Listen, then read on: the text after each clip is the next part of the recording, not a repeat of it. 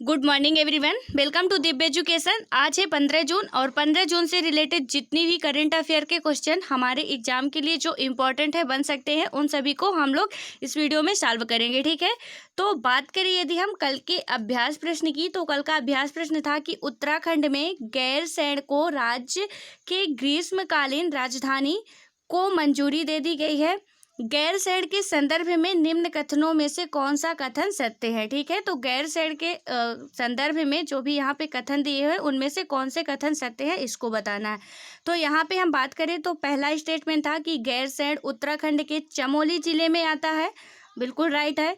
ये उत्तराखंड की पमीर के नाम से जानी जाने वाली दूधा टोली पहाड़ी पर स्थित है, ये भी राइट है।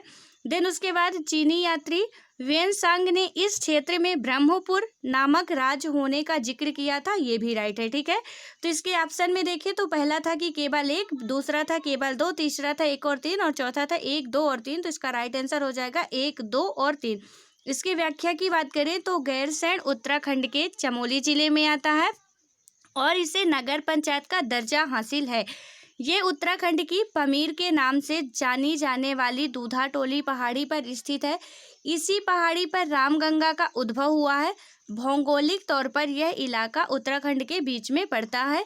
राइट, देन नेक्स्ट है कि 7वीं शताब्दी में भारत यात्रा पर आए चीनी यात्री वेनसांग ने इस क्षेत्र में ब्रह्मपुर नामक राज्य होने का जिक्र किया था। तो इसका राइट आंसर हो जाएगा एक, दो और तीन। ठीक है, अब नेक्स्ट क्वेश्चन की बात करें जो कि आज का पहला क्वेश्चन है।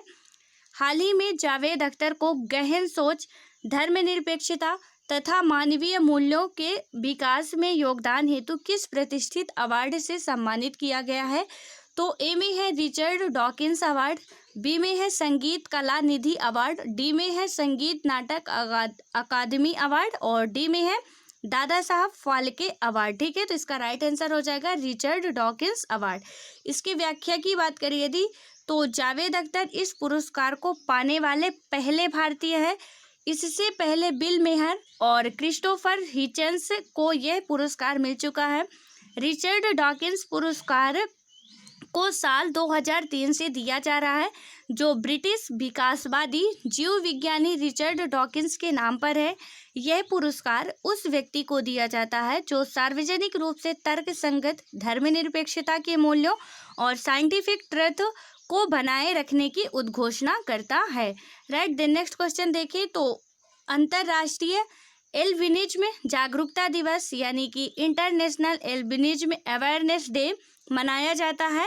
तो ए में है 10 जून को, बी में है 11 जून को और सी में है 12 जून को और डी में है 13 जून को। ठीक है, तो इसका राइट आंसर हो जाएगा 13 जून। देन इसकी व्याख्या की बात करें तो प्रत्येक वर्ष 13 जून को संपूर्ण विश्व में अंतर्राष्ट्रीय एल्बिनिज्म जागरूकता दिवस यानी कि इंटरनेशनल एल्बिनिज्म अवेयरनेस डे मनाया जाता है।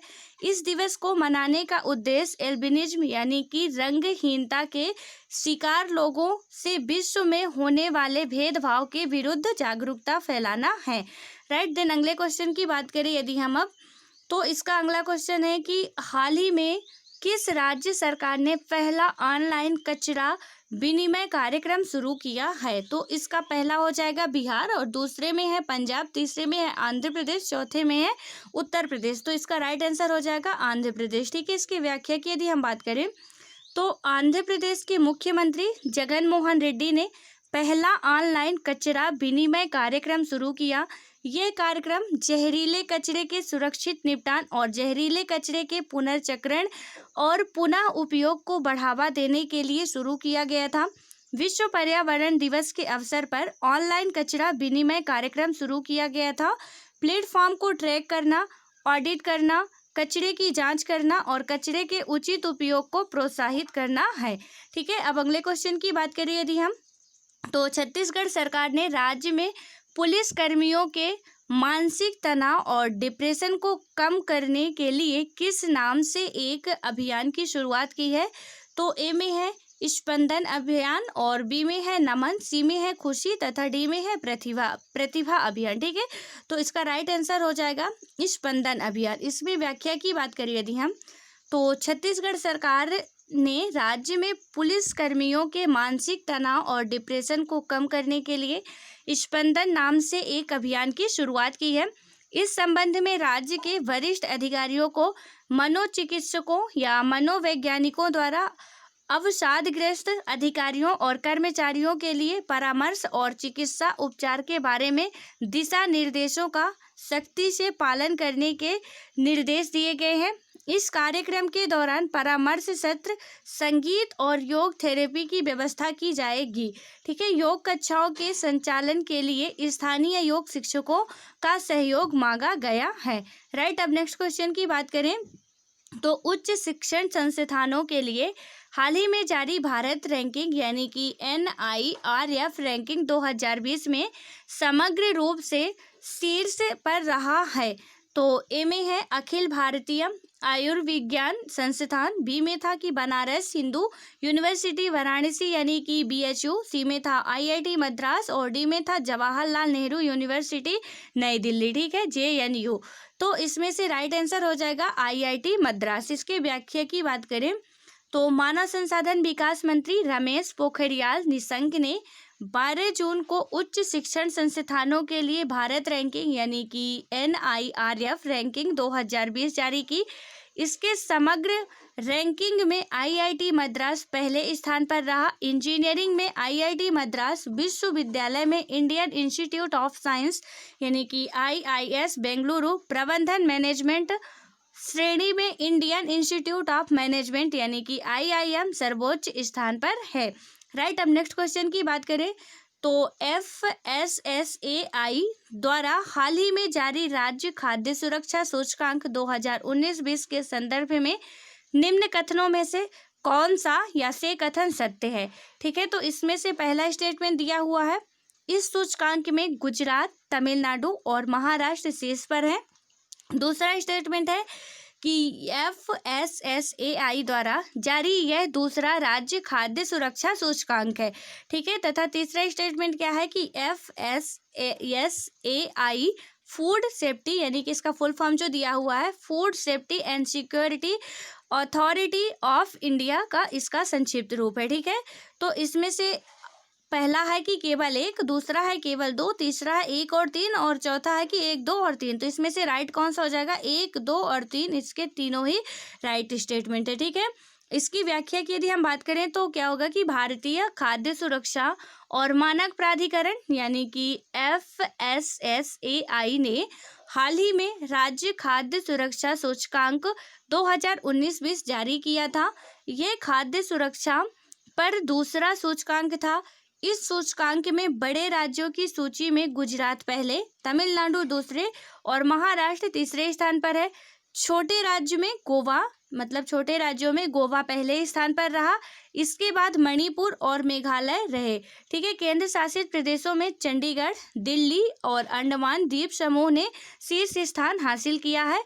देन हम नेक्स्ट क्वेश्चन की बात करें तो बाल श्रमिकों को शिक्षा और आर्थिक लाभ देने के लिए किस राज्य ने बाल श्रमिक विद्या योजना की शुरुआत की है। तो इसमें पहला हो जाएगा झारखंड, दूसरे में हो जाएगा उत्तर प्रदेश, तीसरे में हो जाएगा आंध्र प्रदेश, चौथे में हो जाएगा केरल।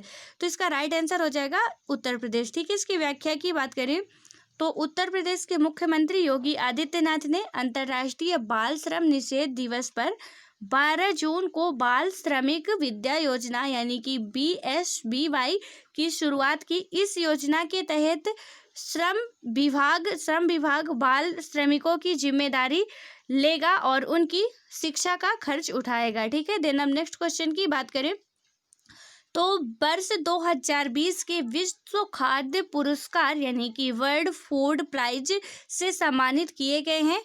तो इसमें से है पहला है कि रतनलाल और दूसरे में है फ्रांसिस्को सालामिनी और तीसरे में है डेविड सदाम और चौथे में है वंदना शिवा। तो इसका राइट आंसर हो जाएगा रतनलाल। ठीक है, इसकी व्याख्या की बात करें तो मशहूर भारतवंशी अमेरिकी मृदा विज्ञानी रतनलाल को विश्व खाद्य पुरस्कार यानी कि वर्ल्ड फूड प्राइज 2020 दिए जाने की घोषणा की गई है। उन्हें 2,50,000 अमेरिकी डॉलर यानी कि करीब 1.90 करोड़ रुपए पुरस्कार राशि के रूप में दिए जाएंगे। रतनलाल उड़ी मतलब Ratanlal Ohio state university OSU में कार्बन प्रबंधन वास्तविक स्टेशन सेंटर के संस्थापक हैं, ठीक है, यानी कि संस्थापक निदेशक है। देन नेक्स्ट की बात करें तो इसका जो आज का अभ्यास क्वेश्चन है, आज का अभ्यास प्रश्न है कि QS वर्ल्ड यूनिवर्सिटी रैंकिंग यानी कि वर्ल्ड यूनिवर्सिटी रैंकिंग 2021 के संदर्भ में निम्न कथनों में से कौन सा या से कथन सत्य है। ठीक है, तो इसका पहला स्टेटमेंट है कि अमेरिका के मैसाचुसेट्स इंस्टीट्यूट ऑफ टेक्नोलॉजी यानी कि MIT ने पहला स्थान हासिल किया है। दूसरा है कि दुनिया के शीर्ष 500 संस्थानों में भारत से 8 संस्थानों को जगह मिली है। और चौथा स्टेटमेंट है कि भारतीय संस्थानों में IIT बॉम्बे शीर्ष 172वें स्थान पर है। ठीक है, तो इसमें से आपको बताना है कि कितने स्टेटमेंट राइट है, यानी कि कौन सा राइट आंसर होगा इसका। इसमें ए में है कि केवल 1, बी में है 1 केवल 2 और सी में है 1 और 3, डी में है 1 2 और 3। ठीक है, तो इसका राइट आंसर आप लोगों को बताना है और आई होप कि आप लोग इसका राइट आंसर बिल्कुल बताओगे। ठीक है, आप में से कल का आंसर जो था वो दीपिका जी ने बिल्कुल राइट आंसर बताया था। सो आशा करते हैं कि आप सभी भी इसका राइट आंसर बताओगे।